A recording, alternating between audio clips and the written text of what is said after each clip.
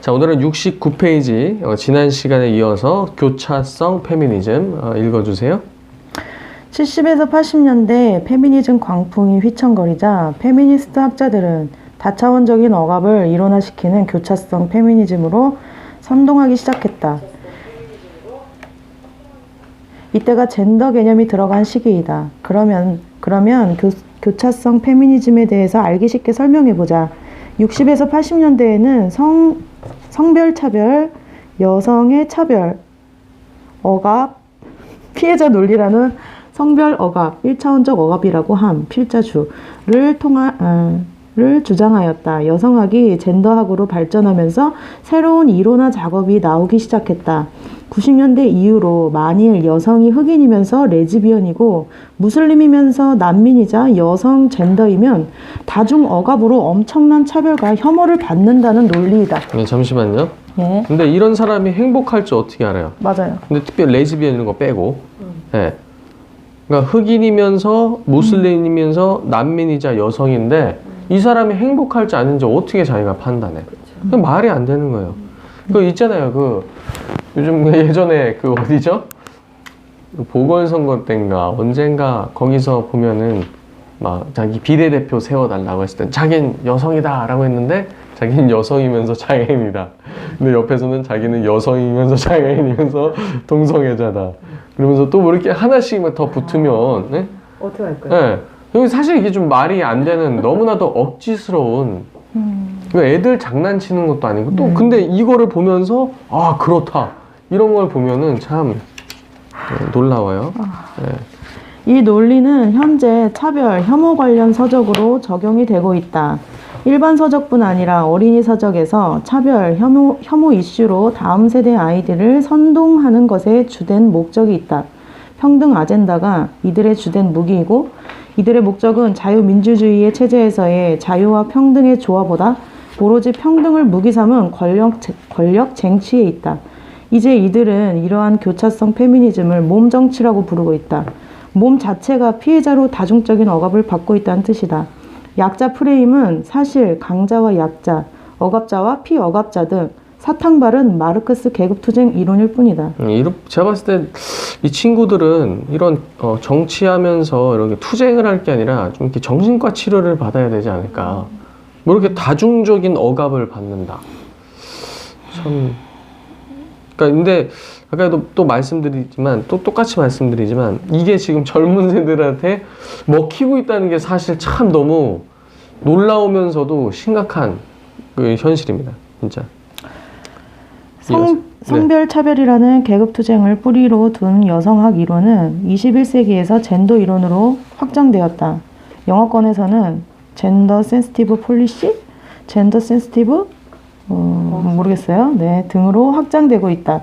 서구의 페미니스트 사회학자들은 차별과 혐오를 이론화시켜서 인권 영향 평가, 성별 영향 평가, 아동 영향 평가라는 그럴듯한 예산을 쓸 먹거리 사업을 만들었다. 서구에서 유학을 한 대부분의 여성들은 이러한 이론을 차용해서 한국을 페미니즘 실험실로 만들고 있다. 이제 영어권에서는 젠더 센시티브 등 용어를 사용하지만 근본 뿌리는 페미니즘 이론이다. 네, 5번 읽어주세요. 과연 해외에서는 성인지 용어가 일상적인가? 해외에서 성인지 제도를 많은 국가들이 사용되는지 확인해보면 전혀 그렇지 않다는 것을 확인할 수 있다. 페미니즘 논란이 가장 활발한 미국에서조차 성인지 관련 제도는 입법화되어 있지 않다. OECD 37개국 중 한국은 성인지 예산을 실제적으로 국가 예산에서 집행하는 대표적인 국가 중의 하나이다. 이러한 페미니즘 이론을 입법화해서 국가 세금으로 사용하는 국가가 금액적으로 얼마나 사용하는지 철저한 연구가 필요하다. 최근 주 OECD 대한민국 대표부가 발표한 성인지 예산에서는 개요적으로 진행한 상황만 나와 있다. 네, 여기서 다음 페이지 72페이지 보면 17개국 중 4위 수준이다. 네, 여기 보면은 성인지 예산에 코리아라고 이렇게 써져 있는 거 보이죠? 네, 엄청나게 많이 사용되고 있어요. 그래도 1위는 아니네요. 아직까지는. 근데 뭐 인구 대비 치면은 예, 1위 아닐까요? 인구 대비. 그러니까요. 예. 이게 지금 스페인이네요. 단순히 금액 수치인 거죠? 또 인구 대비로 치면은 우리 1인당 예를 들어서 뭐 편성되는 뭐 이런 거 이런 게까지 좀 디테일하게 나가면은 우리가 좀 만만치 않지 않을까 그런 생각이 좀 들어요. 또 이어서 읽어주세요. 위에 것도 읽을까요? 아니요, 밑에. 밑에요? 네, 2014년. 2014년 OECD 성인지 예산 보고서를 보면 국가적으로 대대적으로 실시하는 OECD 국가 중에 대표적인 국가는 스페인이었다. 2014년까지만 해도 스페인과 대한민국이 대표적으로 성인지 예산 집행 금액이 높았고 네덜란드와 멕시코 등도 있지만 예산 사용에 대해서는 아주 미비한 수준이었다. 해외 국가들을 비교한 성인지 예산 보고서 자료가 많이 부족하기 때문에 향후의 외국 사례를 비교한 비판적 분석이 절실히 필요하다. 스페인은 2004년부터 2011년까지 사회주의자인 호세 루이스 로드리게스 자파테로가 집권하면서 급진적인 페미니즘, 젠더 이데올로기 국가로 변화되었다. 네, 근데 여기 옆에 이제 2016년도 이 자료를 보면은 엄청나죠? 한국이 지금 사용하고 있는 그런 내용들이. 그러니까 우리나라가 대표적인 국가라고 했으니까 거의 랭킹 1위 아닐까요? 실질적으로 인구 대비 사용되는 거. 그런 것 같아요. 실질적으로 어떻게 집행되고 있나? 왜냐면 우리나라 이제 여성가족부가 아예 추진을 할 뻔이잖아요. 국가 기관으로서. 참. 다음 74페이지. 스페인은 다른 여러 가지 요인도 있겠지만 급진적인 페미니즘 정책을 통해 남녀 갈등이 극대화되었고 현재 유럽의 병자 국가로 전락하고 말았다. 그리고 젠더폭력 금지법 등 수많은 페미니즘 정책 시행으로 스페인 가정들이 위험하다는 보고서들이 여러 루트를 통해 알려지고 있다. 스페인은 또한 다문화주의를 무조건적으로 수용하고 있는 대표적인 국가이다. 희한하게도 페미니즘 정책이 강한 국가에는 페미니즘과 함께 다문화주의, 다문화교육, 세계 시민교육 등 눈에 안 보이는 가정과 사회를 파괴하는 이데올로기 교육이 확산된다. 이와 같은 패턴은 결국 페미니즘이 돈이 된다는 논리와 비슷한 일종의 지적 사기라고 볼 수 있다. 현재 유럽에는 프랑스의 자살, 유럽의 죽음과 같은 다문화주의 옹호로 인한 국가정책 실패 등에 대해 성찰하는 책들이 출판되고 있다. 서유럽에서는 페미니즘, PC주의, 정치적 올바름, 사회주의자들이 평등을 우선으로 법제화하려는 일련의 문화, 전쟁, 용어, 필자주, PC주의 등에 대해 이제야 반성하기 시작하고 있다. 그리고 정치적으로는 자국민 우선주의 성향의 정당들이 강세를 보이는 경향이 확실해지고 있다. 하지만 유럽 국가들은 이미 늦었다고 판단할 정도로 PC주의, 문화 전쟁에서 해결점이 보이지 않고 있다. 영국, 프랑스, 벨기에, 스페인, 독일, 노르웨이, 스웨덴, 아이슬란드 등 서유럽, 북유럽 국가들은 자국민을 우선적으로 보호하는 정책보다 유엔에 타락한 글로벌 엘리트들의 PC주의 전략을 헌법보다 더 우선순위에 두고 실행한 결과 큰 대가를 치르고 있는 중이다. 미국은 페미니즘 이론인 여성학이 탄생한 본토이다. 수십 년간 페미니즘, 다문화주의, 사회주의, 문화 막시즘과 같은 문화 전쟁을 치룬 미국은 자유민주주의의 헌법을 수호하는 국가답게 차별과 혐오 이데올로기, 페미니즘이 점점 힘을 잃고 있는 상황이다. 먼저 트럼프 정부의 미국에 대해서 살펴보자. 트럼프 정부는 PC주의에 대한 정책 철회를 공약으로 제시하였다. 그리고 단계적으로 그 약속들을 지키고 있으며 지난달 오바마 정부와는 180도 다른 행보를 걷고 있다. 대표적으로 2018년 6월 19일 니키 헤일리 유엔 주재 미국 대사와 마이크 폼페이오 국무장관은 국무부에서 기자회견을 열고 유엔 인권 이사회를 정치적 편견으로 가득 찬 구덩이라고 비판하였고 탈퇴를 공식 선언했다. 제가 이 얘기 나와서 그런데 요즘 미국 상황은 좀 어떤가요? 좀 보세요. 미국 상황? 근데 바이든이 약간 건강상 문제가 있는 것 같거든요. 아, 그래요? 이렇게 해서 지금 트럼프 정부 때는 이 PC주의적인 정책들에 역행하는 그런 것들을 많이 시행해 오면서 그래도 뭔가 좀 정상 구도화되지 않나 뭐 이렇게 좀 봤는데 뭐 이제 바이든이 된 이후에는 아예 좀 관심을 껐어요. 네, 그냥 스트레스 받고 싶지 않아서. 네, 근데 지금 어떻게 나가고 있는지 좀 이렇게 염려스럽네요. 네. 이어서 읽어주세요. 미국. 미국은 UN 글로벌 엘리트들이 추진했던 여성차별 철폐 협약, 아동 권리 협약 등 국회 비준을 하지 않은 국가이다. 한국은 이미 오래전에 이러한 협약 등에 대해 국회 비준이 통과되었다. 이와 같이 미국의 법률가 전문가 집단은 이러한 문화 막시즘, PC주의 전쟁에서 호락호락하게 당하지 않았다. 트럼프 정부에서 PC주의에 대항한 대표적인 사례를 보면 다음과 같다. 2018년 1월 28일 트럼프 대통령이 피어스 모건에게 아니다, 페미니스트라고 말하지 않겠다. 내 말은 아마 너무 멀리 가는 것 같다. 나는 여성, 남성 모두를 위한다. 라고 발언한 내용이 언론의 기사화 되었다. 너무 당연한 얘기인데도 네. 기사화돼야 되죠, 그죠? 네네. 이 시대는. 네. 2018년 6월 19일 유엔 인권이사회 거기서 미국이 탈퇴. 2019년 1월 23일 미국 대법원은 대법관 5대4의 결정으로 트랜스젠더에 대한 미국 정부 측의 군 복무 제한 정책을 시행. 2020년 9월 4일 비판적 인종 이론. 이것은 인종 감수성 교육이라고 보면 된다. 비판적 인종 이론이라는 연방 공무원 대상으로 실시하던 교육을 폐지하였다. 미국은 평등법이 존재하지 않는다. 미국은 헌법적인 가치로서 자유와 평등을 추구할 뿐 법으로 구현하는 것은 치열하게 법률적으로 다투고 있다.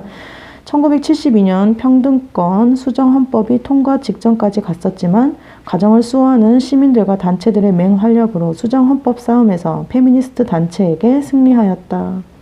그 이후 남녀 평등이라는 속임수로 페미니즘 관련법을 입법화시키는 시도는 미국 민주당에서 끊임없이 이루어지고 있지만 아직까지도 성공하지 못했다. 반면에 오바마 정부는 동성 결혼을 합법화시켰고 미국도 페미니스트 학자들의 주도로 이루어진 정체성 정치를 가속화하였다. 젠더 정체성의 핵심은 성전환이다. 남성에서 여성으로, 여성에서 남성으로 성전환이 가능하고 이 조합이 수십 가지의 성별을 만들 수 있다는 이론이다. 네. 또 이어서 읽어주세요. 저기. 네. 아, 종이가 없어요? 네. 그러면 책으로 읽어주세요. 79페이지. 네. 안드로지니에서 안드로지니에서 수십 가지 성별 주장 탄생하게 된 배경. 70에서 80년대 샌드라 뱀과 같은 심리학자들이 안드로지니는 양성성으로 번역됨.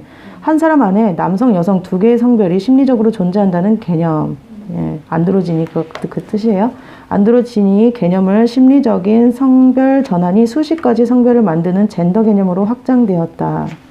이러한 연구 발표로 여성학에서 젠더학으로 독재 카르탈은 더욱 확장되었고 2016년 유옥주는 성별이 31개가 있고 그러한 성별을 차별하지 말라고 발표했다. 페이스북 소셜 네트워크 서비스에서는 회원가입할 때 59가지 성별 선택 서비스, 영국 페이스북은 78가지를 실시하고 있다. 이러한 성별 해체의 시발점은 60년대 존 머니 같은 학자들이 젠더 롤, 젠더 아이덴티티라는 용어를 만들어서 남성에서 여성, 여성에서 남성의 성전환은 출생 후 36개월 이전은 가능하다고 주장하였다. 그 이후 페미니스트 학자 샌드라 뱀 같은 학자들은 안드로지니 용어 등을 사용하여 학술적으로 이론화하였다. 오래전부터 서구의 패션 업계에는 안드로지니 룩과 같은 남성, 여성을 분간할 수 없는 패션이 유행하였고 이제는 이 용어가 젠더리스로 바뀌어가고 있다. 서구에서 이러한 젠더학은 극소수가 주장한 개념들이 논문으로 이론화되고 젠더학이라는 학문에서 법으로 반영되면서 치열한 법리적 논쟁을 벌이고 있다. 그리고 미국 의회에서 젠더 정체성 관련법들이 많이 통과되었다. 그렇기 때문에 트랜스젠더 화장실 문제, 운동선수의 성전환 후 남녀의 갈등, 트랜스젠더 군대 복무 등 젠더 정체성에 관한 소식들이 전해지고 있다. 미국 정치인들과 국민들은 페미니즘의 본질은 이미 파악하고 있기에 성인지, 성주류와 같이 세금이 줄줄 셀 수 있는 법안에 대해서는 쉽게 통과시키지 않았다. 미국 민주당은 2000년대 이후 노골적으로 문화 막시즘이라고 불리는 PC 운동을 통해 성별을 갈등하고 인종을 갈등, 평등을 법제화시키는 일에 총력을 다하고 있다. 필자가 보기에는 이러한 행보는 인권, 평등, 다양성과 같은 보편적인 용어를 악용하여서 자신들만의 독재 카르텔을 만들고 기존의 가정과 사회를 극도로 파괴시키는 문화 막시즘 투쟁의 일환이다. 이러한 서구의 문화 전쟁 지도를 미국과 유럽으로 크게 나누었을 때 미국은 PC, 정치적 올바름이죠. PC라는 문화 막시즘에 대해 깨어나고 있다. 미국은 자유민주주의의 가치를 따라 가정과 사회를 지키기 위해 치열하게 몸부림치고 있는 반면 유럽의 각 국가들은 문화 막시즘, KO 강펀치를 맞고 정신을 못 차리고 있는 형국이다. 우리나라는 어떨까요? 우리나라는 어디쯤 온 것 같습니다. 거의 막 두들겨 맞고 이러는 건가요? 우리나라도 좀 이렇게 깨어나려고 우리가 지금 애를 쓰고 있죠. 더 많이 애를 써야 되는데 이미 이 예산이나 정책적으로 펼쳐지고 있는 걸 봐선 거의 뭐 KO뿐만 아니라 거의 의식불명 상태인데 우리들이 지금 심폐소생술부터 해가지고 이런 것들을 하고 있는 것 같아요. 앞으로도 이걸 교계나 기타 다른 기관에 얘기하면서 우리가 해나갈 땐 좀 많은 어려움들이 있을 겁니다. 주류가 거긴데 우리 마치 비주류처럼 이것을 진리로서 막으려고 애를 쓰잖아요. 네, 근데 핍박 받아야죠. 네, 핍박 받고 그렇게 해야지 또 아름다운 열매가 있지 않겠습니까? 네. 이걸 읽으면서 와, 우리에겐 핍박은 주어져 있구나. 그래서 여기서 핍박 누가 더 많이 받나 이런 거 경쟁도 좀 하시고 네. 이게 많이 좀 알리는데 좀 애를 쓰면 좋을 것 같습니다. 이게 읽으면 읽을수록 심각함을 느끼죠? 네. 네. 81페이지 이어서 좀 더 읽겠습니다. 한국에서의 성인지 제도의 현황과 성별 영향 평가라는 페미니즘의 도구. 필자가 볼 때 한국은 이미 성인지 천국이 된 국가이다. 성인지 및 성주류화는 페미니스트들이 성정치를 실현하는 용어이므로 한국은 페미니즘의 왕국이라고 선포해도 과언이 아니다. 지난 20년간 국민과 정치인들이 페미니즘의 사회 파괴, 가정 파괴 전략을 눈치채지 못하는 가운데 성인지 독소 조항들이 입법화에 성공하였다. 법률적인 근거를 통하여서 성인지 교육을 통해 페미니즘 교육기관, 강사들이 양성되었다. 이제는 여성가족부뿐만 아니라 교육부도 성인지 교육으로 학교, 기업, 기관 등 사회 전 분야에서 성희롱, 성폭력 예방교육이라는 이름으로 확산되고 있다. 왜냐하면 페미니즘 수준이 다를 뿐 페미니즘 단체 강사들이 파견되는 경우가 대부분이기 때문이다. 이렇게 성인지 정책은 현재 국회의 입법부를 통하여 2002년 독소조항 삽입부터 시작해서 착실하게 개정안을 통하여 단단히 뿌리를 내린 상태이다. 그리고 성인지 통계 및 예산의 근거로 사용되는 도구인 성별 영향 평가는 성인지 정책, 성인지 예산을 구현하는 실제적인 이행 방법이다. 서구의 페미니스트들이 고안한 성별 영향 평가는 한국에서 성별 영향 분석 평가 법으로 만들어졌다. 성별 영향 평가 사업에 관한 예산은 2009년 기준으로 중앙행정기관 중 국방부가 300만 원, 자치단체는 2억 정도였다. 10년이 지난 지금 성별 영향평가 예산은 엄청나게 늘어났다. 최근 성별 영향평가의 예산에 대해서 찾아보니 자료를 검색하기가 힘들었다. 2020년 성인지 예산 31.8조와 성별 영향평가가 연계되어 있으므로 성별 영향평가가 전체 예산이 얼마가 늘었고 어떤 단체를 통해서 이러한 성차별 감별 인건비를 사용하는지 집중적인 연구가 필요하다.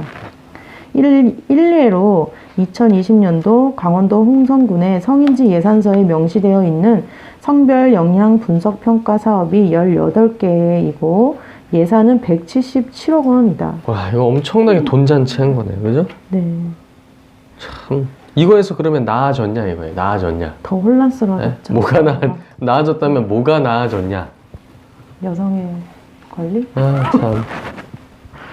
이 작은 홍천군, 물론 이제 뭐 땅덩어리는 크겠지만 인구 대비 이런 것들을 봤을 때, 그리고 젊은 층이 이렇게 있겠어요? 그렇죠. 또 어르신들 물론 뭐 이렇게 칩시다. 177억? 와, 177억. 177명이 만약 들어갔다 하면은 1억씩 그냥 나눠 갖기 파티한 거 아니에요. 그죠? 물론 좀 이렇게 예산할 때 무슨 뭐 여러 가지 뭐 자재비나 뭐 이런 것들 뭐 들어가겠지만 이게 거의 인건비로 들어가요. 그러니까요. 실제 만약에 실제 젠더들이 있고 패밀리들이 있다라면은 그들에게 나눠주는 게 아니라 그 아까 그 나온 자기들끼리 만든 그 세력 있잖아요. 네, 그렇죠. 제가 말한 그게 그겁니다. 그 강사들을 만약 177명이라고 하면은 1억씩 거의 인건비로 나간 걸 거 아니에요. 얼마나 이걸 쏟아낸 겁니까, 그럼? 그러면 이게 강원도 홍천군이 이 정도인데 다른 데는 어떻겠어요? 근데 경남학생 인권 조사할 때 그때 1조인가? 1조요? 네, 경남학생 인권 조사 예산을 그렇게 하는데 그 1조 하여튼 근데 그거에서 실제 청소년 인권센터인가 그거 할 때 거기에는 그거의 10%만 아이들에게 가고 나머지는 다 인건비라고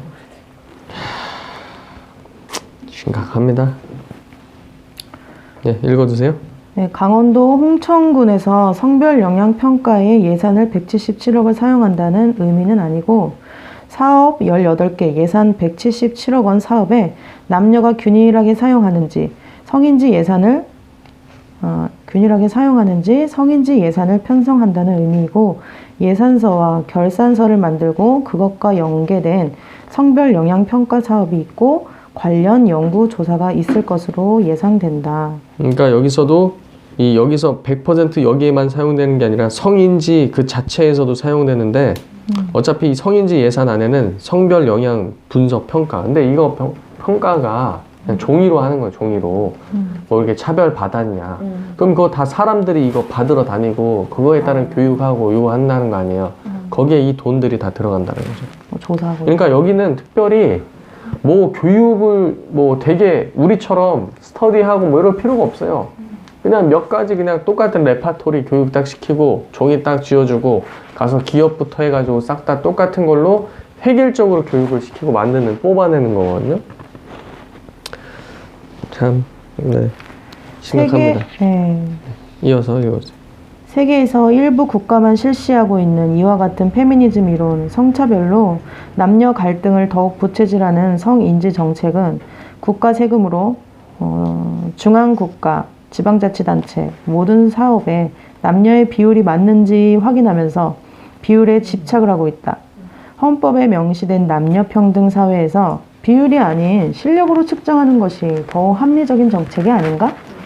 한국에서 20년 전에 성인지 제도, 성별 영향 평가라는 용어를 여성주의 또는 페미니즘 이론이라는 것이 상세하게 분석이 되거나 반발이 있었다면 2000년도에 당시 과연 쉽게 입법화되었을까? 의문을 가지고 있다. 네, 혹시 여성가족부에도 남성 50, 여성 50 이렇게 일하나요?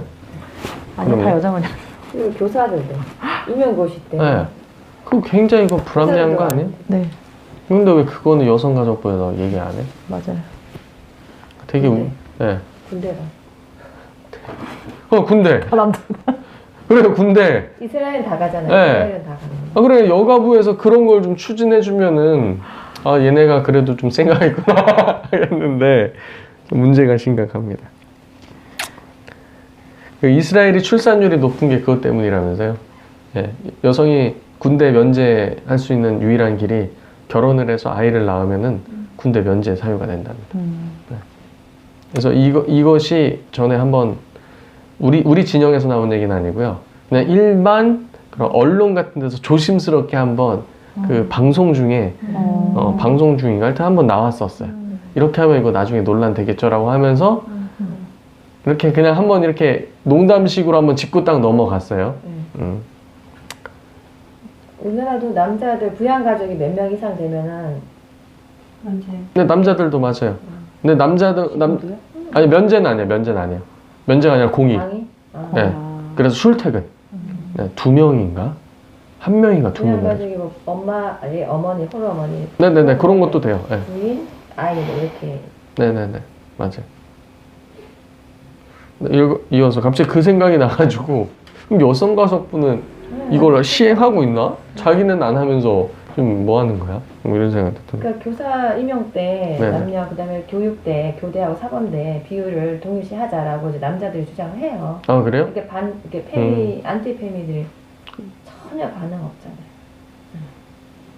원래 그쪽이 그래요. 원래 막시스트들이 한결같아요. 네, 이어서 읽어주세요. 필자가 보기에는 페미니즘을 추정하는 맹목적인 정치인들과 의도적인 페미니스트들의 전략에 국민들이 너무 쉽게 속았다고 판단하고 있다. 다시 한번 설명하지만 서구의 페미니스트들이 만든 여성학에서 21세기 젠더학이 믹스되면서 성인지 이론이 만들어졌다. 글로벌 페미니스트들이 유엔과 EU 등 국제기구에 수십 년간 침투해서 국제기구를 통한 페미니즘을 국가에 강요하는 상황이다.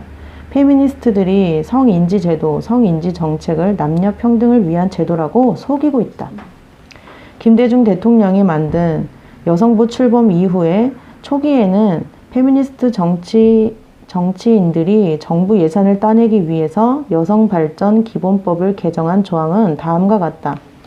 여성발전 기본법 제13조 여성부 장관은 효율적인 여성 정책을 수립하기 위해 필요한 경우에 여성과 관련된 문제에 대한 기초조사 및 여론조사를 실시하여야 한다.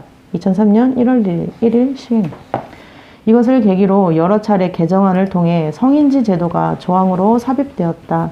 그리고 국가재정법, 성별영향평가분석법 등 파생적이고 독립적인 법안이 통과되었다. 초기의 여성 단체들은 이러한 법안을 근거로 페미니스트 단체들이 페미니스트들의 관점에서 지방자치단체, 중앙정부, 중앙부처의 법령, 규칙에서 성차별이 있는지 분석하였다. 이 영향평가라는 감별이 얼마나 코미디인가 하면 페미니스트 담당자가 성차별이라고 판단하는 요소들을 주관적으로 영향평가라는 이름으로 보고서를 작성한다. 환경영향평가처럼 과학적으로 증명이 되는 데이터가 축적이 되는 방법이 아니라 인권영향평가, 아동영향평가, 성별영향평가와 같은 부류는 사회주의자 운동가들의 인권, 평등파리를 하면서 고안해낸 예산 따내기의 기술이라는 생각이 든다. 우리도 이걸 좀 할 수 있지 않을까요? 우리도 무슨 영향평가라는 걸 좀 만들어서 그쵸, 좀 흉내 내려면 네, 그 무슨 영향평가죠? 저는 성혁명 영향평가. 저는 네. 남녀 평등에 대해서 실질적인 오히려 예.